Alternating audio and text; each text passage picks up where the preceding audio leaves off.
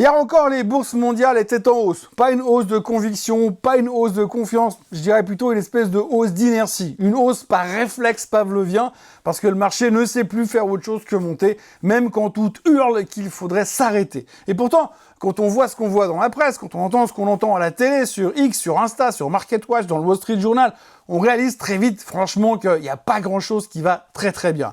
Les signaux clignotent de partout, mais comme d'habitude, on détourne le regard, on met un filtre rose et on se raconte que ça va bien se passer. Mais peu importe, il suffit juste d'interpréter la catastrophe dans le bon sens et hop, tout devient soudainement positif. On repeint l'enfer en couleur pastel, on appelle ça de l'analyse. Alors ce matin, je vais vous faire deux vidéos. Une version optimiste, c'est l'autre, pour ceux qui préfèrent encore croire au Père Noël, et l'autre, la version sombre, c'est celle-là, celle qui montre ce qu'on ne veut surtout pas voir. Parce qu'au fond, tout ça, c'est juste une question de positionnement mental, c'est plus de la macro, c'est plus de la micro, c'est du déni organisé, parfaitement huilé.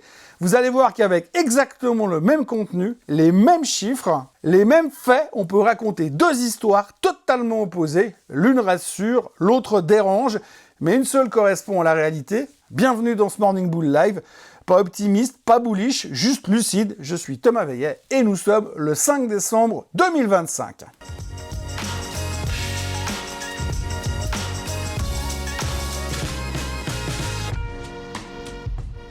Alors avant toute chose, ce que vous allez entendre et voir dans cette vidéo n'est pas un conseil financier, c'est mon avis, mon analyse et parfois mon humeur du jour. Par contre, si vous voulez comprendre la bourse, là, vous êtes au bon endroit. Le S&P 500 était en hausse de 0,11% hier soir, le Nasdaq de 0,22%, des miettes, des mouvements d'agonie, j'aurais presque envie de dire. C'est pas un marché, c'est un espèce de passion maintenue artificiellement en fin de vie, branchée sur des machines, dans un silence de salle d'hôpital où personne n'ose prononcer le mot panne d'électricité. On bouge plus, on attend le PCE et Powell.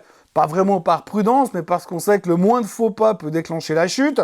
On a complètement perdu la capacité de penser, on tord les chiffres, on manipule les narratifs, et on cherche désespérément n'importe quel prétexte pour ne pas voir ce qui se passe réellement.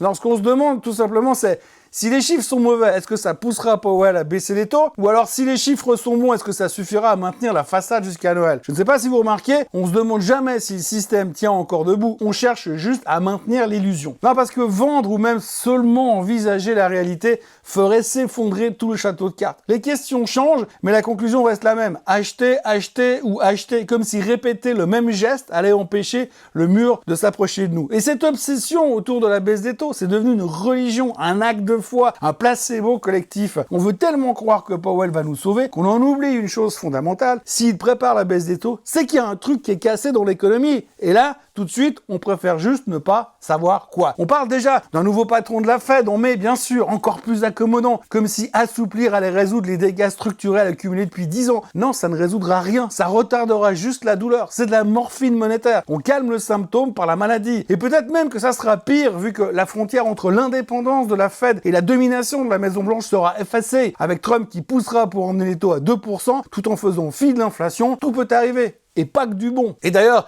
la phrase du trader masqué récemment prend tout son sens. Ils ne lâcheront pas le marché avant Noël, parce que s'ils le lâchent maintenant, il n'y aura plus rien pour rattraper la chute. Exactement. C'est pas de la force, c'est de la panique camouflée. Regardez les licenciements qui ont été annoncés hier. 1 200 000 personnes virées, plus 54% sur une année. C'est le pire depuis 2020, l'année où tout s'est arrêté. Et au lieu de tirer la sonnette d'alarme, on applaudit parce que le mois de novembre était moins pire. C'est juste effrayant. On est devenu cette société qui se réjouit en disant « Ah oui, on saigne, mais moins vite, hein !» C'est le genre de phrase qu'on prononce dans une dictature économique ou en temps de crise profonde, mais pas dans un cycle de croissance. Et l'économie américaine, elle ralentit. La consommation fatigue, les crédits stagnent, les ménages s'endettent à nouveau pour pouvoir tenir le coup. Mais là, on dit rien. On repeint tout en vert fluorescent pour pas voir le socle qui est en train de se fissurer. C'est pas tout, parce que ce matin, il y a l'Inde.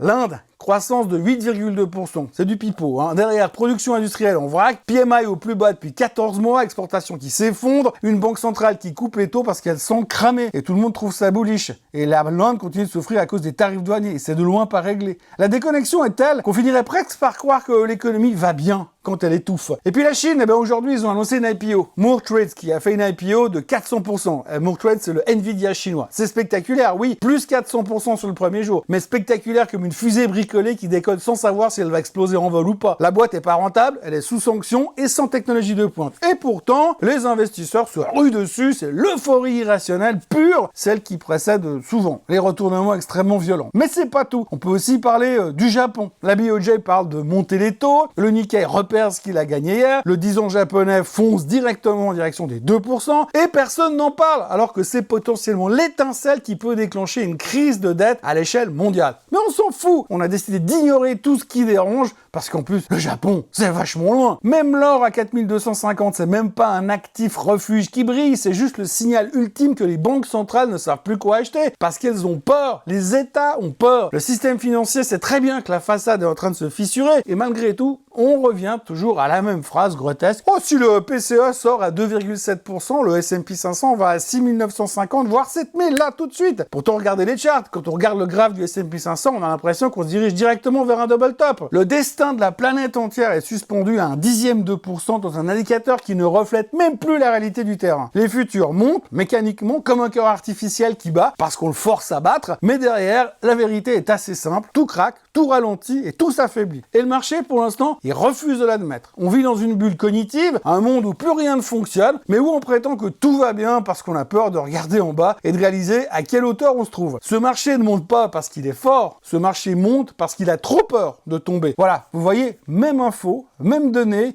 interprétation différente. C'est fou, non? N'oubliez pas de vous abonner à la chaîne, de liker, de partager et de commenter. Et surtout, n'oubliez pas d'aller voir l'autre vidéo, l'optimiste. Allez, bye bye et à demain pour le Swiss Bliss ou à lundi pour un prochain Morning Bull Live. Bonne journée à tous.